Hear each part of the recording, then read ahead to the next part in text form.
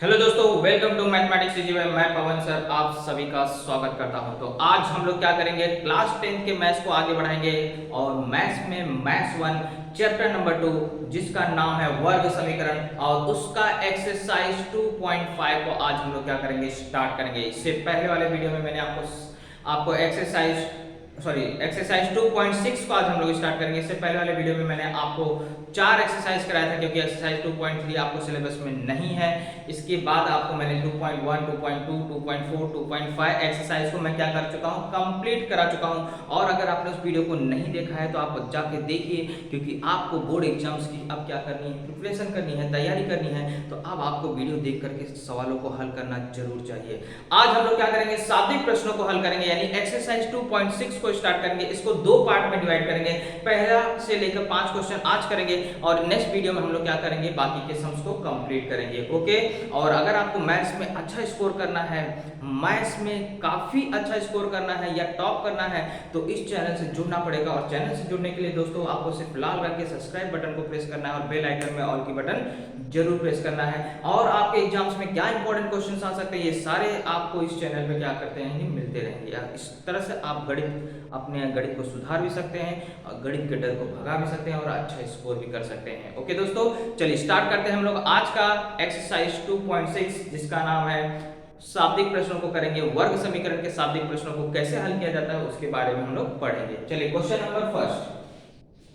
हाँ, और वीडियो अच्छा लगे तो दोस्तों लाइक करिएगा, दोस्तों के साथ शेयर करिएगा, क्योंकि बहुत सारे बच्चे 10वीं में हैं जिन तक यह वीडियो तक पहुंचाना आपका काम है। ओके। बोला है एक पहला प्रश्न, प्रगति की 2 वर्ष पूर्व की आयु और 3 वर्ष की बाद की आयु का अगर गुणा करते हैं तो उनका गुणनफल 84 अंश आता है, तो उसकी वर्तमान आयु ज्ञात करना है। नहीं दिया है, प्रगति की वर्तमान आयु दिया ही नहीं है, वही चीज तो ज्ञात करना है। तो उसी को क्या करोगे, x मान लोगे। माना प्रगति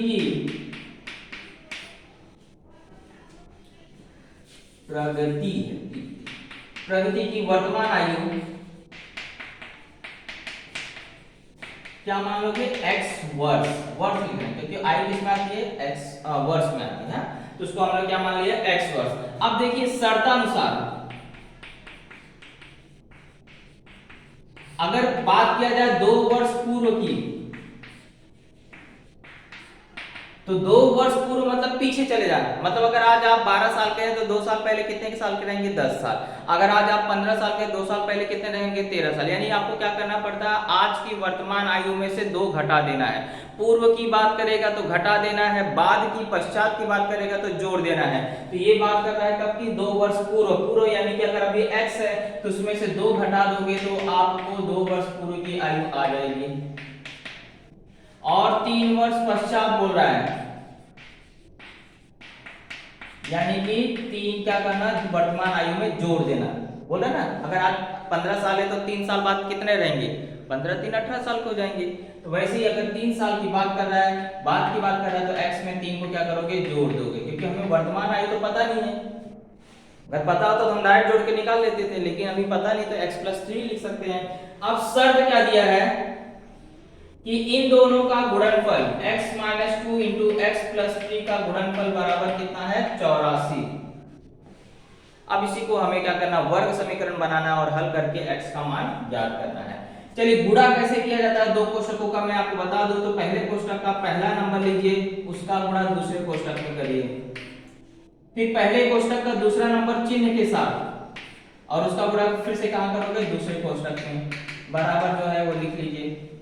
चलिए गुणा करो, x का गुणा x में x², फिर x का गुणा 3 में, क्योंकि ब्रैकेट के अंदर जितने भी नंबर रहेंगे सब में गुणा करेंगे।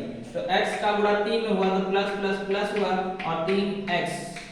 यहां देखो माइनस है यानी चिन्ह सब बदल जाएंगे। और 2 का गुणा करना है तो -2x, क्योंकि 2 का गुणा इसमें किया तो क्या आएगा, 2x।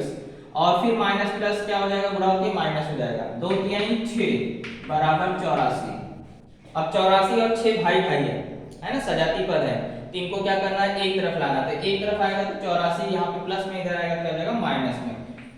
तो ये हो गया x²। ये दोनों भी देखो भाई भाई है ना, सजाती पद है। तो ये प्लस में लेकिन ये माइनस में। तो हमने बताया है नारा कि सजाती पद होंगे और उसके चिन्ह अगर समान होंगे तो जोड़ेंगे, और अगर उसके चिन्ह अलग अलग हुए तो घटाएंगे, तो घटाना पड़ेगा। तो x आ जाएगा बड़ी संख्या प्लस में से प्लस -6 और 84 इधर आया तो -84 बराबर 0। तो हमारा वर्ग समीकरण बन चुका है बच्चों x² + x -90 बराबर 0। कैसे 90 हुआ? क्योंकि समान चिन्ह था तो जोड़ दिया, जोड़ा तो बड़ी संख्या माइनस में से -90 आ गया। अब हमें क्या करना, वर्ग समीकरण बनने के बाद मैंने आपको बताया था इसको हल करने का तरीका क्या होता है। यहाँ जो नंबर रहेगा उसका गुणा यहाँ करो, तो 1 है वहां पे 1 का गुणा 90 में किया तो 90 आ गया। यानी कि वो बोल रहा है कि गुणा कर देने पे 90 आ जाए और घटा देने पर 1 आ जाए। ऐसी दो संख्या सोचिए कि जिसका गुणा करूं तो 90 आ जाए, वही संख्या को घटा दूं तो 1 आ जाए। तो 10 9 90 होता है और 10 में से 9 जाता है तो 1 आता है। अब चिन्ह डिसाइड करो, तो यहाँ जो चिन्ह रहेगा वो हमेशा घटाने में याद रखना है। जब घटाते हैं तो दोनों का चिन्ह अलग अलग होता है और जब जोड़ते हैं तो दोनों का चिन्ह क्या होता है, समान होता है। तो यहाँ हमने क्या किया, घटाया और अब चिन्ह क्या करोगे, एक को प्लस दोगे और एक को माइनस दोगे। लेकिन किसको प्लस, जो चिन्ह यहाँ रहेगा वो बड़ी संख्या को और उसका उल्टा छोटी संख्या को। तो यहाँ प्लस था इसलिए प्लस में रहेगा और एक इसमें रहेगा माइनस में। तो ये हो गया x² प्लस 10 के साथ ये x भी लिखिए -9x -90 बराबर 0। अब कॉमन ढूंढिए। ये सब चीज को मैंने आपको इससे पहले वाले वीडियो में पढ़ाया है। तो यहाँ हम लोग शाब्दिक प्रश्न हल कर रहे हैं इसलिए इस पे ज्यादा हम लोग टाइम नहीं वेस्ट करेंगे। अगर आपको ये सवाल नहीं आते हैं हल करने तो आप पुराने वाले वीडियो गुणनखंड विधि जब मैंने आपको सिखाया था वहां पर आप देखिए तो आपको समझ में आएगा 2.2 एक्सरसाइज को। ओके, यहाँ x को कॉमन ले लेंगे तो x + 10 बचेगा। यहाँ 9 कॉमन आ रहा है तो 9 कॉमन ले लेते, यहाँ बचेगा x + 10। और मैंने बताया था ब्रैकेट के अंदर नंबर क्या होंगे, सेम रहेंगे। तो एक ब्रैकेट में x + 10, दूसरे ब्रैकेट में x - 9 बराबर 0। तो x + 10 बराबर 0 या बोल दोगे x - 9 बराबर 0। तो x बराबर -10 या x बराबर 9। अब उत्तर x के तो दो आ रहे हैं लेकिन एक माइनस में आ रहा है और एक प्लस में। और आयु कभी ऋणात्मक होती क्या? किसी की आयु आपने पूछा है -10 वर्ष, किसी की आयु पूछा बोला है कि -2 वर्ष?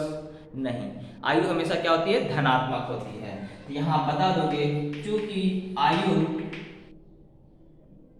ऋणात्मक नहीं होती है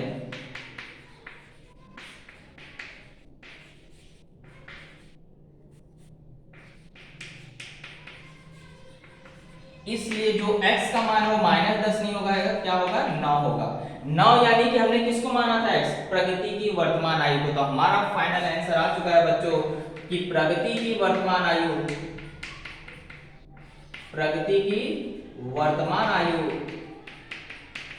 क्या होगी, 9 वर्ष होगी।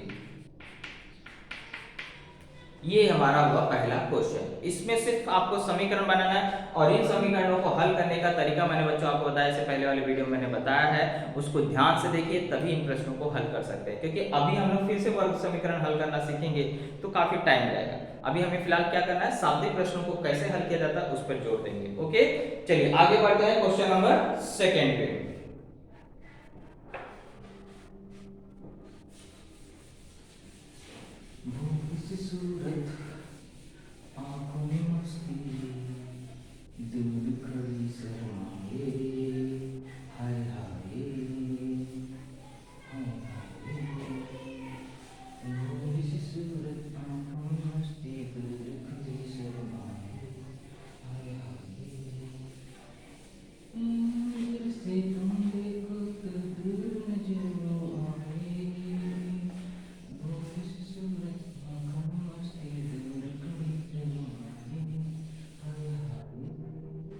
चलिए क्वेश्चन नंबर 2 बोल रहा है, दो क्रमिक सम संख्याओं के वर्गों का योगफल 244 है। तो वे संख्याएं हमें क्या करना है, ज्ञात करना है। दो संख्याएं हैं, शर्त क्या बताया वो दो संख्याओं की, दोनों क्रमिक होनी चाहिए और भी सम संख्या होनी चाहिए। तो सम संख्या क्या होती है, जिसमें 2 का भाग जाता है। तो 2 4 6 8, तो ये क्या होती है, क्रमिक कहलाती है। जैसे 2 के बाद अगली सम संख्या क्या होगी, 4, तो ये क्या होगी, क्रमिक। ये नहीं बोलोगे 2 के बाद 6, नहीं 2 के बाद 6 नहीं, बीच में क्या आता है, 4 आता है। तो क्रमिक मतलब जस्ट उसके बाद। अब आप बोलोगे गिनती अगर गिनते तो 1 के बाद जस्ट क्या होता है, 2 आता है, 2 के बाद क्या आता है, 3 आता है। तो ये क्रमिक संख्या है। लेकिन सम संख्या की बात करेगा मतलब वो सम संख्या भी होनी चाहिए और क्रमिक भी होनी चाहिए। जैसे 2 4 6 8 10, 8 की क्रमिक संख्या सम संख्या क्या होगी 10 होगी, 10 की क्रमिक सम संख्या क्या होगी 12 होगी। तो इस तरह से आपको बोला है कि ऐसी कोई दो सम संख्याएं हैं जो कि क्रमिक है और उनका गुणा अगर हम लोग करते हैं तो कितना आता है 244 आता है। तो वे संख्याएं हमें क्या करना है ज्ञात करना है। ओके, तो हमें तो वो संख्या पता नहीं है तो हम लोग उसको क्या मान लेंगे आना, सॉरी माना पहली क्रमिक संख्या, पहली समक्रमिक संख्या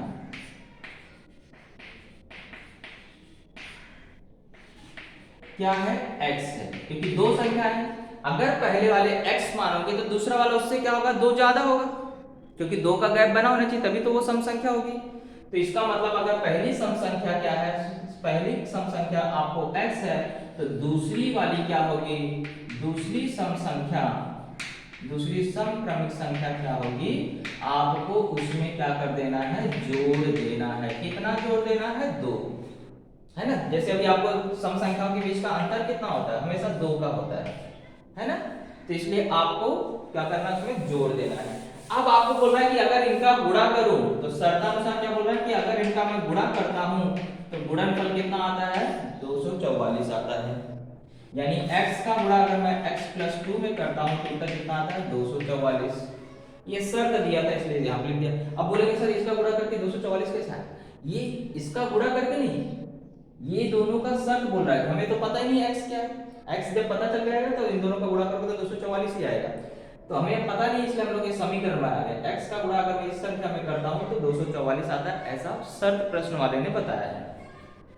चलिए गुणा करिए, x स्क्वायर प्लस 2x बराबर 244। अब ये 244 इधर आ जाएगा तो माइनस हो जाएगा।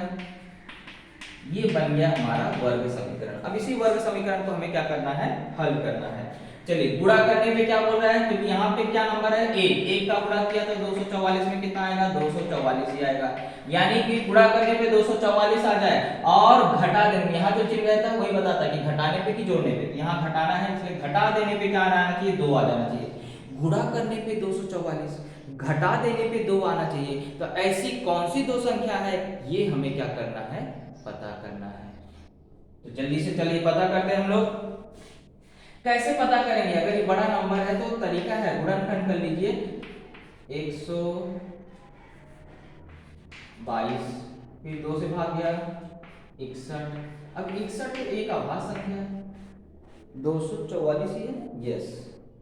ओ सॉरी, इनके वर्गों का योगफल, ओ नो हमने थोड़ी सी मिस्टेक कर दिया। शर्त में बोला है कि इनके वर्गों का योगफल बोला है। ओके, इनके वर्गों का क्या बोला है योगफल बोला है। मैंने शर्त थोड़ा सा, योगफल मतलब होता है बीच में प्लस, तो पहली संख्या का वर्ग बोला है तो वर्ग यानी कि भाग 2 और प्लस वर्ग, योगफल मतलब बीच में प्लस लगा देना। और दूसरी संख्या का भी क्या बोल रहा है वर्ग, और उसका मान कितना है 244 है, ऐसा शर्त दिया है। थोड़ा सा मैंने क्वेश्चन भी ध्यान से पढ़ा है। अब इसका हम लोग वर्ग करेंगे तो पहला ये तो सिंगल संख्या है तो इसका वर्ग ऐसे आएगा, लेकिन यहाँ पे 2 पद है, 2 पद का अगर वर्ग करते हैं पूर्ण वर्ग करते हैं तो उसका एक फॉर्मूला है। क्या फॉर्मूला है, a प्लस b का अगर होल स्क्वायर रहता है तो a square plus 2ab plus b square. ये फॉर्मूला आपने छोटी क्लासों में पढ़ा होगा, तो वही फॉर्मूले का यहाँ उपयोग करके लिखेंगे। तो पहले नंबर का वर्ग धन 2 गुणे पहला संख्या गुणे 2 दूसरी संख्या प्लस दूसरी संख्या का वर्ग, ये जुड़ जाएगा तो 2x स्क्वायर हो गया, इन दोनों का गुणा हुआ तो 4x हो गया, इसका गुणा हुआ तो 4 और ये इधर आया तो माइनस 244 हो जाएगा, है ना भाई भाई है ना। चलिए इसको हल करते हैं तो 2x स्क्वायर प्लस 4x यहाँ पे घट गया तो माइनस 240 आ गया। अब देखो सब में 2 से भाग जा रहा है तो भाग देके संख्या को छोटा कर लो, तो x square plus 2x minus 120 बराबर 0। यहाँ आप लिख सकते हैं 2 से भाग देने पर। अगर सभी में किसी संख्या से भाग जाता है तो भाग देके छोटा कर सकते हैं। चलिए वर्ग समीकरण तो तैयार हो गया। अब इस वर्ग समीकरण को हमें क्या करना है हल करना है। कैसे हल करेंगे, पहले देखो यहाँ पे 1 है, 1 का गुणा 120 में किया तो 120 ही आता है, यानी गुणा कर देने पे 120 आ जाए और घटा देने पे 2 आ जाए तो 12 दहम्मा 120 क्या होता है 12 दहम्मा 120, 12 में से 10 गया तो 2 बचता। तो हमारे पास दोनों नंबर आ गए हैं। एक्स स्क्वायर, अब देखो यहाँ पे प्लस है, ये संख्या क्या करोगे, बड़ी संख्या को दोगे, क्योंकि घटाने का मतलब होता है एक को प्लस देना और एक को माइनस देना। ये जो चिन्ह रहेगा वो बड़ी संख्या को जाएगा, उसका उल्टा छोटी संख्या को जाएगा।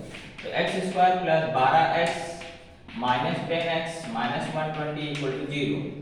x को कॉमन ले लिया तो x प्लस 12, यहाँ पे माइनस 10 को कॉमन ले लिया तो x प्लस 12। ये कैसे आया मैंने बताया, वर्ग समीकरण में आपको अच्छी तरीके से सिखाया गया है। तो एक ब्रैकेट में हो गया x प्लस 12, दूसरे ब्रैकेट में हो गया x माइनस 10 बराबर 0।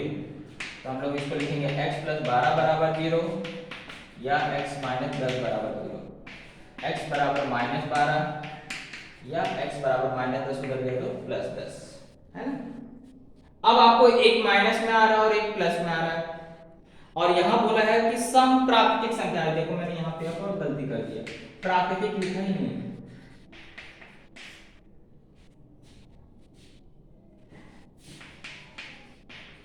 तो प्राकृतिक संख्या क्या होती है, हमेशा धनात्मक होती है। तो आप यहां बता देंगे क्योंकि प्राकृतिक संख्याएं धनात्मक होती हैं, है ना। x के दो वैल्यू आ रहे हैं तो कौन सा वैल्यू ले, -12 ले कि 10 ले। तो यहाँ बोला है कि वो प्राकृतिक संख्या होनी चाहिए, तो प्राकृतिक संख्या तो ऋणात्मक होती नहीं, धनात्मक होती है, इसलिए x का जो मान है वो क्या होगा, 10 होगा। यानी कि हमारा पहली संख्या क्या होगी, 10 होगी, और दूसरी संख्या क्या होगी, आपको 12 होगी। तो पहली समप्राकृतिक संख्या क्या हो जाएगी, 10, और दूसरी जो है, दूसरी सम प्राकृतिक क्रमिक प्राकृतिक संख्या बराबर 10 घन 2 यानी कि 12 होगी। ओके, अब इनके वर्गों का योगफल करके देख सकते हो। 10 का वर्ग होता है 100, 12 का वर्ग होता है 144। 144 में 100 जोड़ा तो 244 आपका आंसर आता है। तो ये हुआ हमारा क्वेश्चन नंबर 2 का आंसर। अब चलते हैं क्वेश्चन नंबर 3 पे।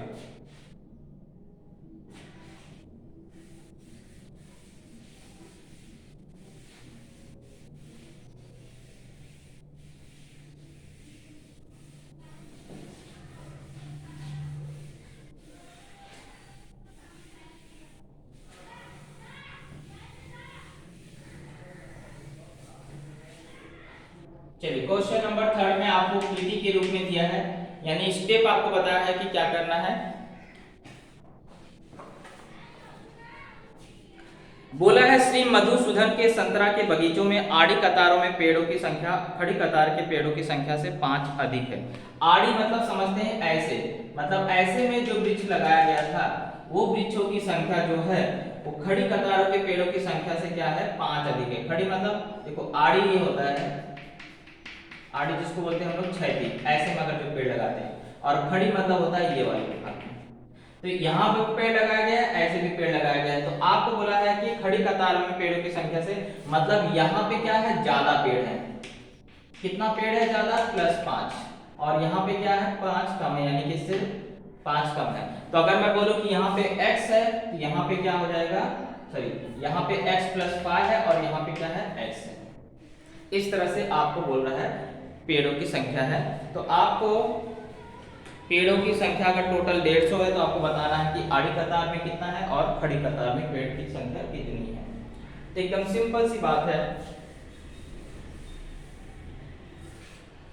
तो खड़ी कतार में पेड़ों की संख्या में आपको बताया है क्या मानना है, x माना। खड़ी कतार, कतार लिखना है, कतार में पेड़ों की संख्या क्या है, x है। अब उसमें क्या बोला है, आड़ी में 5 ज्यादा है, इसलिए आड़ी कतार का कितना हो जाएगा, आड़ी कतार में पेड़ों की संख्या जो है वो कितनी जाएगी, x + 5। कितनी हो जाएगी, 5 से ज्यादा, यानी x + 5 हो गया। अब बोला है पेड़ों की संख्या कितनी है, 150।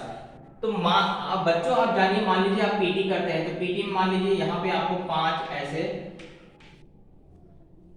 आड़ी कतार है और 3 या 4 5 6 ऐसे आपको क्या है, खड़ी कतार में लोग खड़े हैं। तो अगर आपको मैं बोलूं कि कुल कितने बच्चे हैं, तो आप क्या करेंगे, कैसे गिनेंगे? तो सिंपल सी बात है, ऐसे में 6 है, ऐसे में 5 है, तो 6 गुणे 5 कर दोगे तो टोटल कितना आ जाएगा 30, यानी कि 30 बच्चे पीटी कर रहे हैं। तो वही काम यहाँ पे भी करना है कि जब भी अगर आड़ी कतार और खड़ी कतार के पेड़ों की संख्या पता है तो आपको टोटल संख्या ज्ञात करना, यानी इन दोनों का क्या करना, गुणा कर देना। तो वही काम यहाँ पे भी हम लोग क्या करेंगे। तो शर्तानुसार बोला है कि कुल पेड़ कितने हैं, 150 है, यानी कि इन दोनों का क्या करना है, गुणा करना है। हम गुणा कर दीजिए, तो x² + 5x बराबर 150 को यहाँ लाइए तो x² + 5x - 150 बराबर 0। ये बन गया हमारा वर्ग समीकरण। इसमें भी यही बोला है कि गुणा करने पे क्या आना चाहिए, 150, और घटा देने पे 5 आना चाहिए। चलिए बताइए कि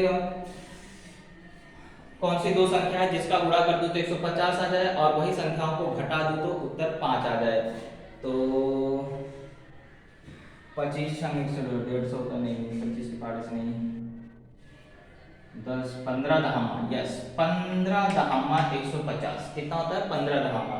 तो यहाँ पे भी आपको बड़ी संख्या को प्लस में लिखना है और छोटी संख्या को माइनस में, क्योंकि यहाँ पे जो चिन्ह है वो बड़ी संख्या को जाता है। चलिए कॉमन ले लेंगे, x कॉमन लिया तो यहाँ पे x + 15 बचा, यहाँ पे -10 कॉमन लिया तो x + 15 बचा बराबर 0। कैसे बोले प्लस हो गया, तो ये आपको माइनस जब बाहर जाएगा तो चिन्ह क्या होता है, बदल जाता है। देखो सेम नंबर आना भी चाहिए यहाँ पे, एक ब्रैकेट में x + 15 और दूसरे ब्रैकेट में x - 10 बराबर 0। आगे वही हल करने का तरीका है, x + 15 बराबर 0 या x - 10 बराबर 0। तो x बराबर -15 या x बराबर 10। अब यहाँ पेड़ों की संख्या की बात कर रहा है, कभी आपने सुना है -10 पेड़, -5 पेड़? नहीं, पेड़ों की संख्या माइनस में नहीं होती। यहाँ बता दोगे क्योंकि पेड़ों की संख्या ऋणात्मक नहीं होती।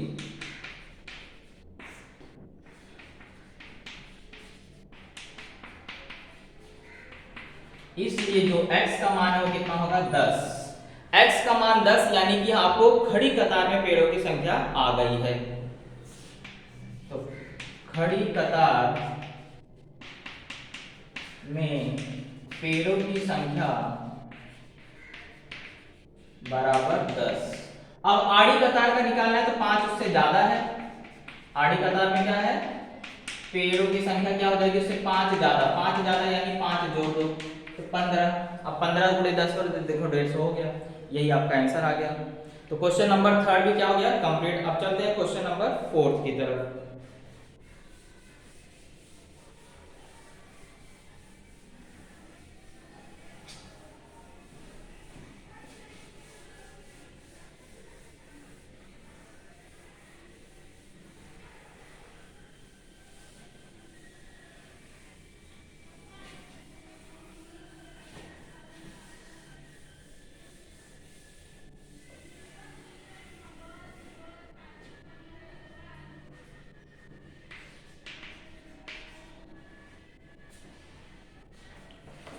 फोर्थ में बोला विवेक किशोर से 5 वर्ष बड़ा है।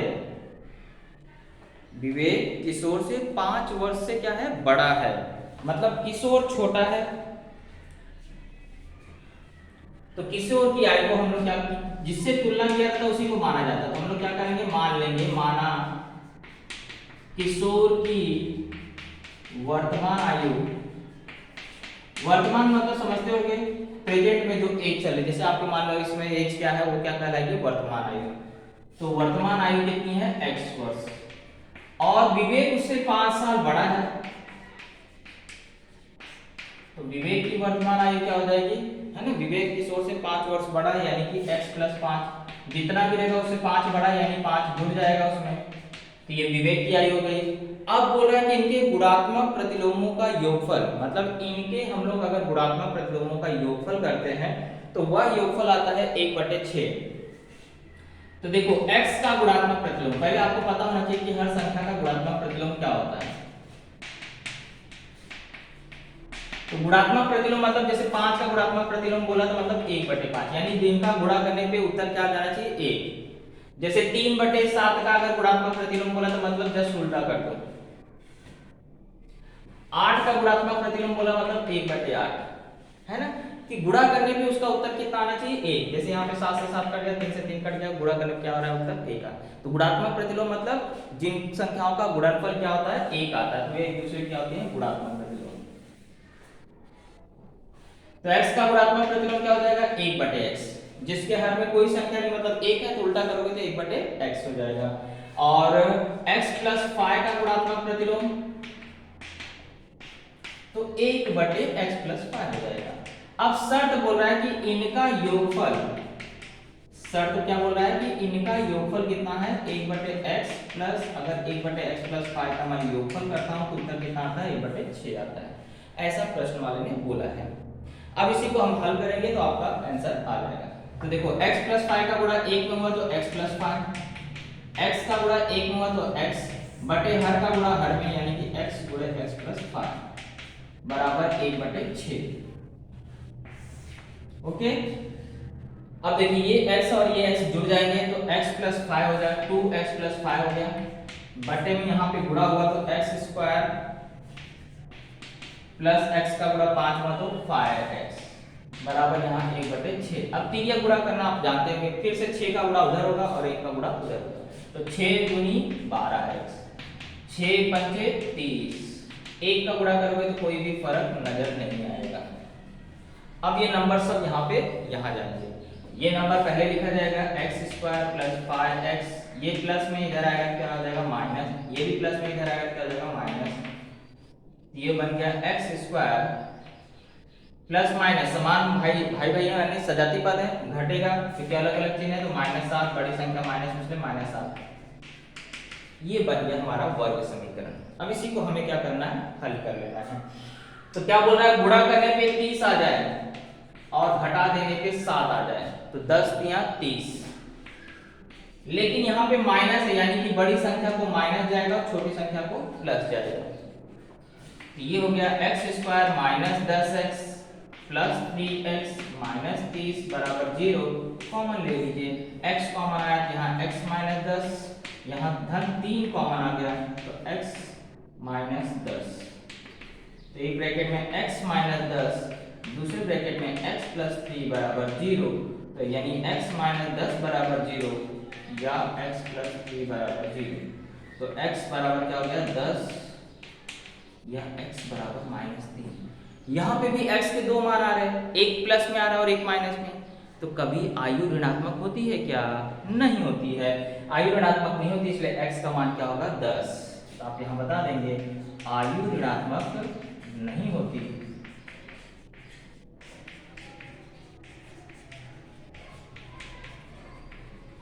इसलिए x बराबर क्या होगा 10। x किसको माना था आपने? किशोर की, तो किशोर की वर्तमान आयु मैं यहाँ लिख दे रहा हूँ, देखो यहाँ आपने माना था ना, मैं यहाँ पे लिख रहा हूँ, इसके बाद आपको यहाँ आ जाना है। किशोर की वर्तमान आयु x वर्ष यानी कितनी हो गई 10 वर्ष, और ये इसकी क्या हो जाएगी 10 + 5, तो 10 + 5 कितना हो जाएगा 15 वर्ष। इतना काम आप कर सकते हैं कि अगर वो विवेक की निकालना है तो उसमें 5 जोड़ दीजिए, 10 × 5 15 वर्ष हो जाएगा। ओके, चलिए बढ़ते हैं क्वेश्चन नंबर 5 पे।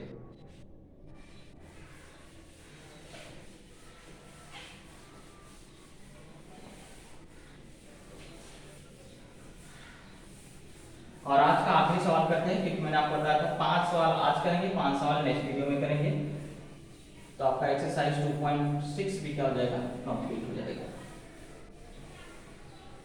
यहाँ एक्सरसाइज 2.5 लिख दिया था गलती से, वो एक्सरसाइज क्या है 2.6 है।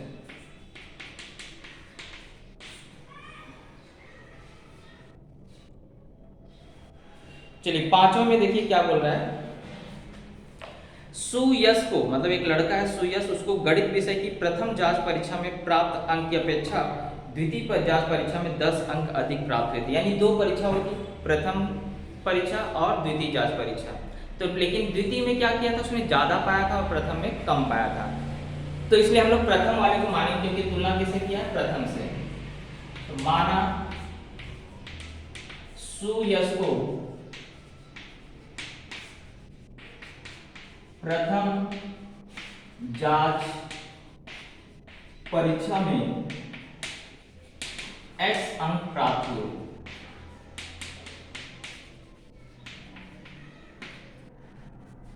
तो द्वितीय जांच में कितना प्राप्त है उसको, तो द्वितीय जांच परीक्षा में प्राप्त अंक उससे 10 ज्यादा है, तो यानी कि x प्लस 10 हो गया।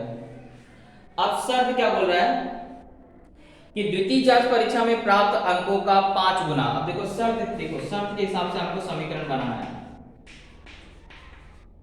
द्वितीय परीक्षा में प्राप्त अंकों का 5 गुना, यानी कि x प्लस 10 का 5 गुना, यानी इसमें 5 का गुणा कर देना, प्रथम जांच परीक्षा के वर्गों के बराबर है। यानी कि प्रथम जांच परीक्षा में जितना पाया उसका वर्ग कर दीजिए, उसके बराबर है। अब इसी को हल करते हैं। ये हो गया 5x प्लस 50 बराबर x स्क्वायर।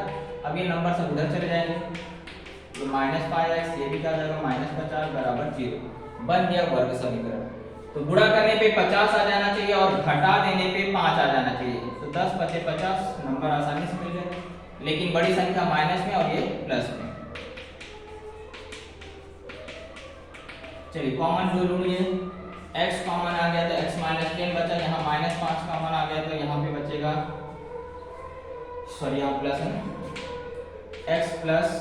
x माइनस 10, क्योंकि आपको घटाना है, घटाने में अलग अलग चिन्ह देते थे। एक ब्रैकेट में x माइनस 10, दूसरे ब्रैकेट में x प्लस 5 बराबर 0, यानी कि हम बोल सकते हैं x माइनस 10 बराबर 0 या x प्लस 5 बराबर 0, यानी x का जो वैल्यू आ गया वो 10 आ गया या x का वैल्यू माइनस 5।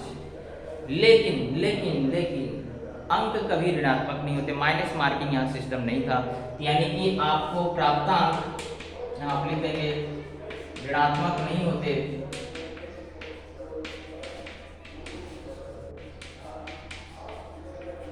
इसलिए जो x का मान है वो कितना होगा 10 होगा। तो हमें पूछा क्या था, प्रथम जांच परीक्षा में कितने अंक मिले, तो आपका आंसर आ गया 10 आ गया। तो प्रथम जांच परीक्षा में 10 अंक प्राप्त हुए।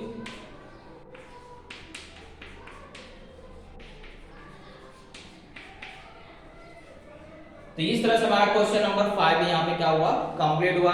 आई होप आपको वीडियो अच्छा लगा होगा, और अच्छा लगा है तो दोस्तों लाइक जरूर करिएगा। मेहनत को सफल बनाने के लिए, मोटिवेट करने के लिए आपको लाइक का बटन जरूर प्रेस करना चाहिए। और अगर आपके दोस्त भी क्लास 10 में हैं तो उनके साथ शेयर भी कर दीजिए, और चैनल पर नए हैं तो दोस्त सब्सक्राइब जरूर करके जाना। मिलते हैं अगले वीडियो में, तब तक के लिए जय हिंद, जय महाराष्ट्र।